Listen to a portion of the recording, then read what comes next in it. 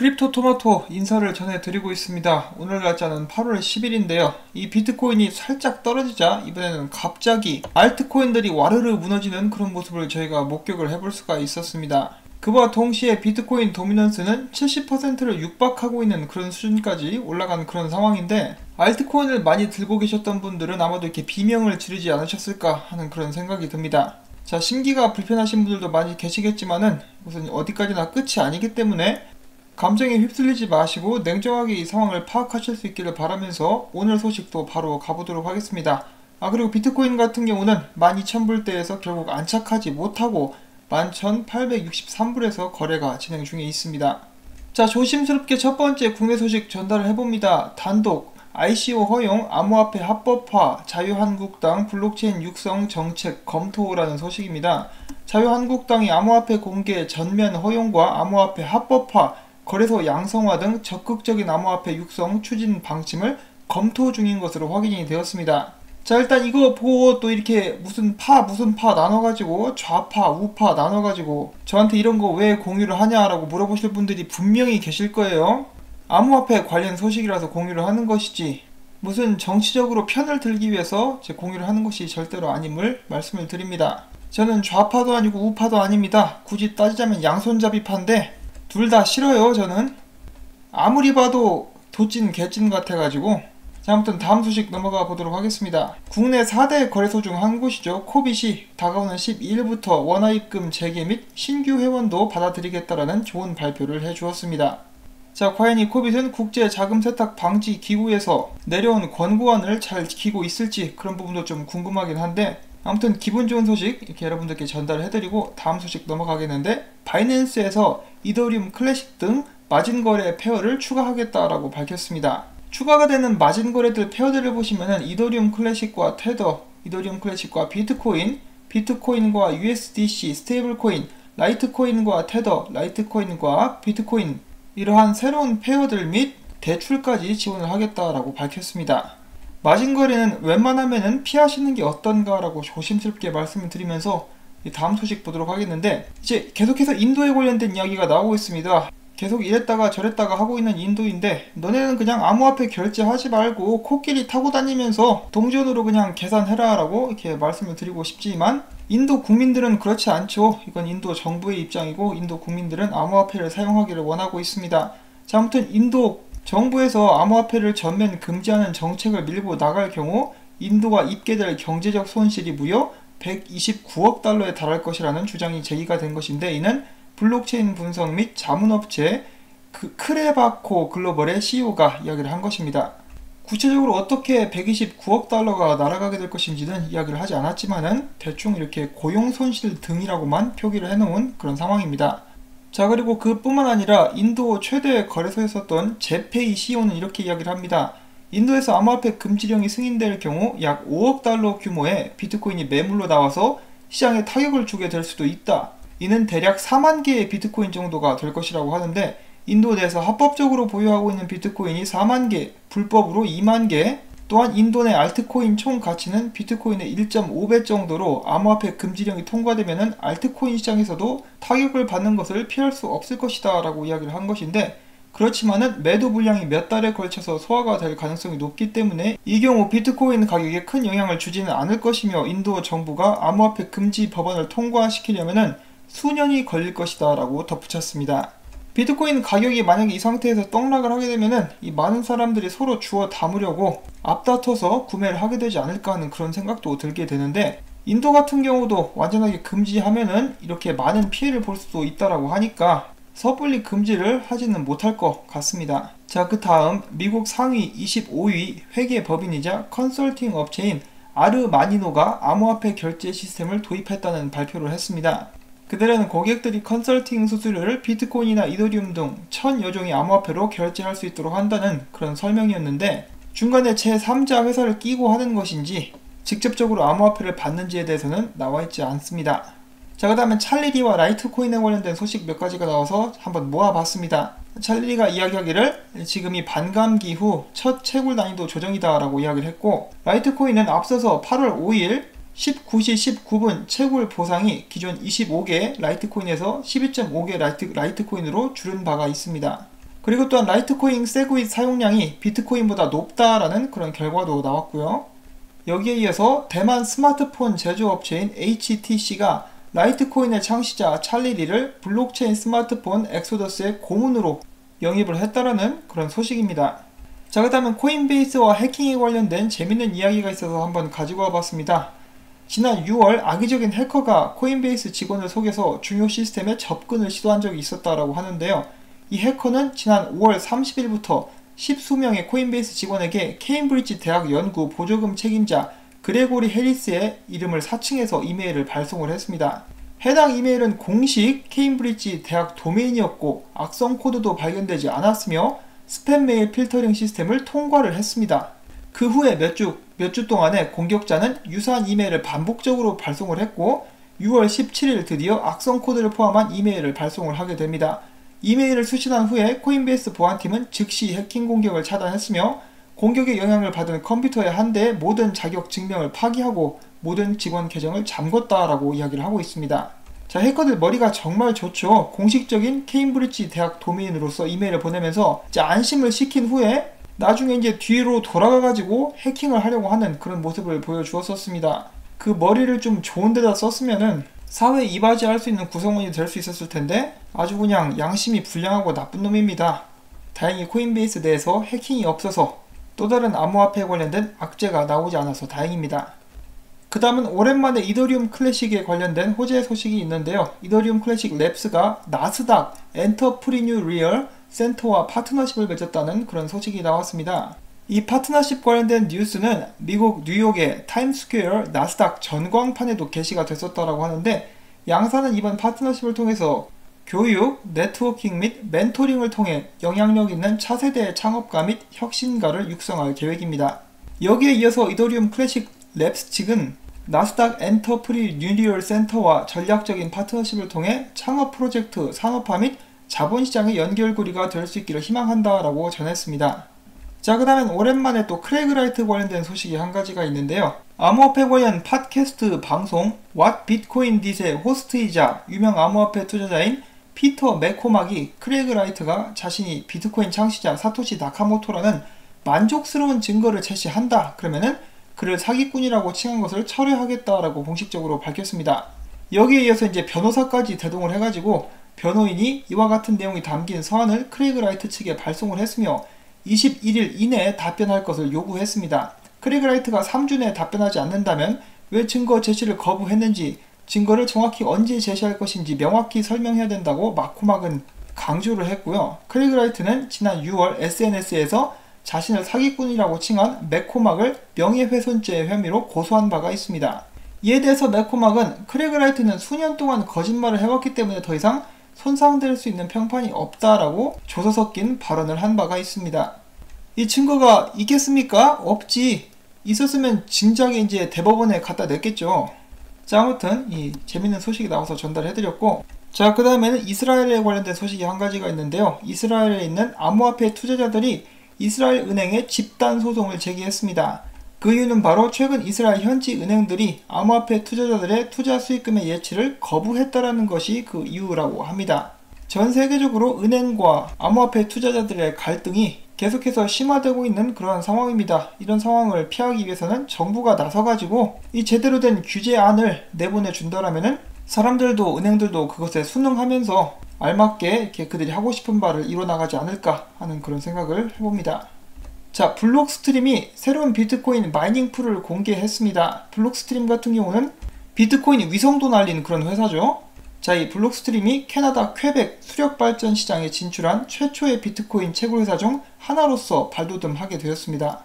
이 수력발전을 기반으로 한 비트코인 마이닝 풀은 기관 및 기업 고객들을 대상으로 채굴 장비, 콜로케이션 서비스를 제공한다라고 그들은 밝혔습니다. 콜로케이션은 사업자가 직접 서버를 관리하지 않고 인터넷 서비스를 제공하는 사업자가 초고속 인터넷망에 서버를 연결해주고 관리하는 사업 형태를 일컫는 것입니다. 자, 그리고 고객 명단에는 거물들이 이름을 올렸습니다. 피델리티, 그리고 링틴의 설립자가 이 서비스를 사용하기를 원한다라고 하는 것인데, 피델리티 같은 경우는 저희가 이미 알고 있었죠. 그런데 링틴의 설립자까지 이 비트코인 채굴에 관심을 가지고 있는 것입니다. 개인적으로 좀 대단하다라고 생각을 하고 있는데, 또한 이 수력 발전을 통해서 비트코인을 채굴 하게 되면은 그동안에 비트코인이 자연 환경을 파괴한다라는 그러한 악명을 쓰고 있는데, 그런 것으로부터 이제 벗어날 수 있는 단계로서 작용을 하게 될 수 있지 않을까 하는 그런 생각도 해봅니다. 자, 그 다음엔 암호화폐 거래소가 회복을 시작했다는 소식이 나왔는데, 이 비트코인 가격을 회복함에 따라 암호화폐 이제 거래소들이 지난 1년간의 부진을 거치면서 서서히 회복하고 있다라는 그런 소식입니다. 그런데 그럼에도 불구하고 알트코인들은 완전 두드려 맞고 있죠. 비트코인 이 자식이 깽값도 안 주면서 알트코인들을 정말 막 패고 있습니다.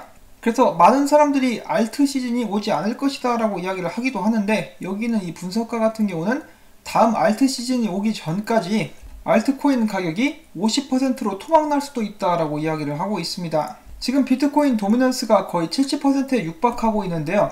암호화폐 시총을 보시면은 비트코인이 거의 70%, 그리고 이더리움이 이제 8% 정도, 그리고 XRP가 4%, 이렇게 하면 셋이만 합쳐도 이제 총 82%를 차지를 하게 되는 것이죠. 알트코인들은 이제 나머지 시총 18% 정도를 이렇게 아기자기하게 나눠서 먹고 있는 그런 상황인데, 그렇기 때문에 더욱더 비트코인의 횡포에 취약할 수밖에 없다라는 그런 이야기입니다. 여기 있는 이 분석가 라저 퀀틸리오가 분석한 알트코인들 이제 시총을 보면은 아직도 내려갈 부분이 남았다라고 이야기를 하고 있습니다. 이 채널을 타게 되면은 이 밑에까지, 여기까지 내려가게 될 것이고, 이 정도가 되면은 알트코인이 지금 가격에서 50% 더 빠질 수 있다라고 무시무시한 경고를 해주고 있는 것이죠. 그렇지만 이 사람 역시 알트코인이 완전 망했다라고 생각은 하고 있지 않습니다. 나중엔 다시 이제 올라갈 수 있을 것이다라는 희망을 가지고 있는 것이죠.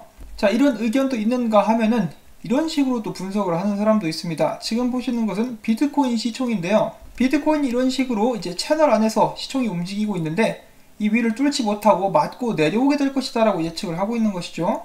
어떤 사람들은 비트코인 시총이 80%까지 저항선 없이 쭉 올라갈 수 있을 것이다 라고 이야기를 하는 반면에, 어떤 사람들은 맞고 다시 한번 내려오게 될 것이다 라고 생각을 하고도 있습니다.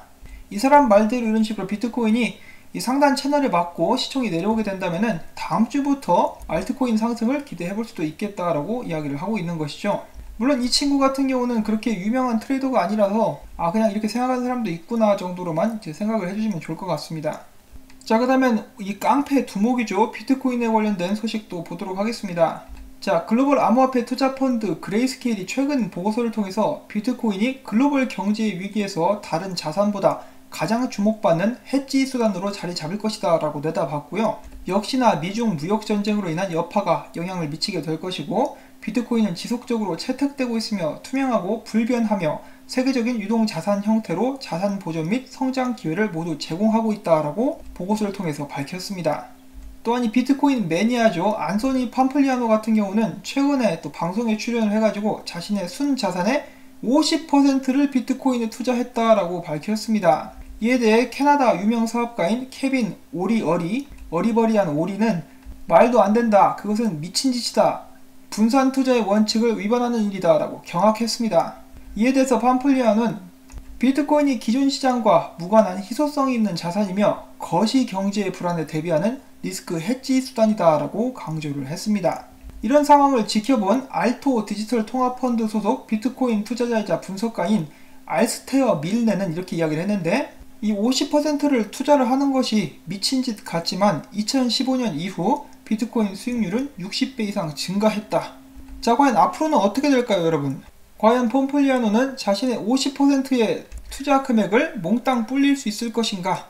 이러한 희망적인 투자에도 불구하고 그 반면에 비트코인에 대한 맹목적 리스크 해지설은 위험하다라는 의견도 있어서 한번 가지고 와봤습니다. 암호화폐 기업 및 오너, 금융 전문가들은 해지나 안전자산으로 비트코인의 가능성을 인정은 하지만, 비트코인이 안전자산이라고 보기보다는 이 비트코인의 변동폭 상승의 수반에 투기적인 도박이 증가했다라고 직설적으로 지적을 하고 있다라고 합니다. 이 도박에 졌을 때 별로 잃을 게 없지만 이기면 큰 리턴을 받는다는 심리가 이번 상승세에 힘을 실어준 것이다 라고 그들은 이야기를 했고요. 금과는 달리 비트코인에는 해킹당한 케이스들이 있다. 만약 거래소가 이런 해킹 문제를 해결한다면 장기적으로 안전자산으로 기능할 수 있을 것이다. 따라서 글로벌 금융 위기와 환율 전쟁의 해지나 안전자산으로 비트코인을 맹목적으로 추종하는 것 또한 세계적인 금융 위기만큼이나 위험이 있다라고 이야기를 하면서, 모든 투자에 대한 결정과 책임은 본인 스스로에게 있는 만큼 고위험으로 유동성이 있는 자산은 예측이 불가능한 경향이 높아서 투자 시 최대한 주의가 필요하다는 지적을 남겼습니다. 한마디로 폼플리아노가 50% 순자산을 잃어버리면 다 지 탓이다. 마찬가지로 암호화폐에 투자를 하시는 분들은 투자에 대한 책임이 모두 본인에게 있음을 항상 기억을 해야 될 것 같습니다. 그리고 이 해킹 같은 경우는 이제 많은 거래소들이 콜드 월렛에, 이 하드웨어 월렛에 대부분의 자산을 보관을 하고 있기 때문에 터진다 하더라도 그렇게까지 큰 피해는 입지 않아도 되지 않을까 하는 그런 생각도 해보고요. 이제 마찬가지로 우리 개개인 역시도 장기 투자를 목표로 하고 있다라면은 하드웨어 월렛 하나쯤은 가지고 여러분 개개인의 암호화폐들을 정말 안전하게 보관을 할 수 있도록 해야 될 것 같습니다. 레저나노 S나 X 같은 경우는 제가 항상 영상마다 링크를 남겨놓고 있죠. 그 링크를 사용해 주시면 감사하겠고, 그 외에도 사실 좋은 암호화폐 지갑들이 많기 때문에 여러분들의 그런 필요에 맞는 것을 구매를 하셔가지고 사용을 하시면 좋을 것 같습니다. 자, 그 다음에 이어서 브라이언 켈리가 이렇게 이야기를 합니다. 2019년은 비트코인이 세계 금융 무대에서 큰 전환점을 맞이한 한 해다. 그러나 아직도 전통 금융 투자자들은 비트코인을 금을 대체하거나 보완할 수 있는 자산으로 여기며 해지 수단으로 사용하고 있지만 S&P 500보다 변동성이 5배나 큰 비트코인을 안전한 해지 수단으로 인정할 수 없다라고 이렇게 덧붙였습니다. 자, 브라이언 켈리가 인정할 수 없다라고 이야기를 했으니까 저희들은 인정을 하면 되겠죠. 저 역시 브라이언 켈리가 전문가인지 의심이 많이 갈 때가 있습니다. 이 사람이 이야기하는 거 항상 반대로 가기 때문이죠. 한마디로 너나 잘해 브라이언 켈리. 자, 그 다음에 비트코인 차트가 어떤 식으로 흘러가는지 한번 보도록 하겠습니다. 비트코인은 계속해서 잘 달려가고 있다가 이 추세선 밑으로 떨어지는 그런 모습을 지금 보여주고 있죠. 이 추세선 위로 올라가서 계속적으로 지속적인 상승을 보여주려면은 이제 며칠 전부터 계속해서 이야기가 되었었던 그 가격대 있죠. 12,000불대를 올라가서 뚫고 난 다음에 안착을 해줘야 됩니다. 비슷한 관련된 기사가 나와 있는데요. 내주 암호화폐 시장 관전 포인트 비트코인 12,000 돌파와 시장 점유율이라고 기사가 나와 있습니다. 자, 비트코인은 4일 연속 장중 12,000달러를 넘어섰으나 오래 버티지 못하고 후퇴했다. 또 6일 이후 고점은 낮아지면서 저점이 올라가는 가격 변동폭 축소 패턴이 나타났다. 이는 시장이 현재 방향을 정하지 못한 상태며 강세론자들의 피로감을 보여주는 신호로 간주가 된다. 코인데스크 일별 차트에서는 더블 인사이드 바 패턴 마찬가지로 등장을 했으며 다지기와 변동성 부족을 가리키는 이 패턴은 위아래 어디로든 폭발적인 움직임을 위한 길을 닦는 경우가 잦다고 지적된다. 비트코인 종가가 12,145달러를 넘어서면 최근 저점 9,100달러 부근에서 시작된 랠리의 재개를 알리는 신호이자 7월 10일 고점 13,200달러를 향한 문을 열게 될 것으로 전망이 된다. 반면 11,388달러 7일 저점 아래서 마감이 되면 약세 역전을 확인하면서 9,057달러 그 지점을 향해서 후퇴할 수 있는 위험이 제기될 것으로 분석이 된다. 그렇지만은 전반적으로 이 비트코인의 모습이 긍정적이다라고 사람들이 많은 견해를 가지고 있습니다. 지금 보시면은 비트코인이 삼각수렴을 겪고 있죠. 그래서 곧 있으면 방향성이 크게 나올 것이다 라고 많은 사람들이 예측을 하고 있는 것인데, 한마디로 위로 갈 수도 있고 아래로 갈 수도 있는 게 비트코인인데 이번에 가게 되면은 크게 간다. 이것이 이제 주요 포인트가 되지 않을까 싶습니다. 이 개인적으로는 이제 이미 올라가는 거 알트코인들 이미 병원에 입원했기 때문에 비트코인 이제 이 저항선 뚫고 한번 올라가 보는 것도 올해 고점 한번 뚫어주는 것도 괜찮지 않나 하는 그런 생각을 해봅니다. 자, 목표가는 위로 튀었을 때 12,850불 그리고 아래로 떨어졌을 때 이 삼각수렴이 아래로 떨어졌을 때 1,800불 정도로 보고 있다 라고 사람들이 이야기를 해주고 있습니다. 자, 지금 현재 상황을 봤을 때 비트코인이 올라가도 알트코인들은 좀 쩔쩔맬 것 같고, 만약 비트코인이 떨어지면은 이번에는 아까 봤었던 것처럼 50% 이상 짓밟히게 되지 않을까 하는 그런 우려도 되게 되는데요. 여러분들 각자 이런 상황에 맞춰가지고 잘 대응하실 수 있기를 바랍니다. 이제 한 가지 드리고 싶은 말씀은 위로 올라가든 떨어지든 이게 지금 당장 끝이 아니라는 것이죠. 여러분들이 손절을 치시든 개수 늘리기를 하시든 마음대로 하셔도 되는데, 지금 당장 떨어진다고 해서 알트코인이 전부 다 망해버린다, 그런 것은 아니다 라고 말씀을 드리면서 저는 오늘 영상을 여기서 마무리를 지으려고 합니다. 이 정보들이 도움이 되셨다면 여러분들께 구독과 좋아요 그리고 제가 계속해서 이 채널을 유지할 수 있도록 여러분들께서 광고를 처음부터 광고가 끝날 때까지 봐주시라고 꼭 부탁을 드리고 싶습니다. 그러한 도움이 있어야만 저도 생존할 수 있기 때문에 이렇게 매번 말씀을 드리는 것이고요. 이 광고가 나오는 동안에 스트레칭도 하시고 답답하시면 그냥 밖에다 왁 하고 소리 한번 지르시면서 스트레스를 푸실 수 있기를 바랍니다. 자, 그러면 저는 다음에 새로운 소식 가지고 또 찾아뵙도록 하겠습니다. 안녕히 계십시오.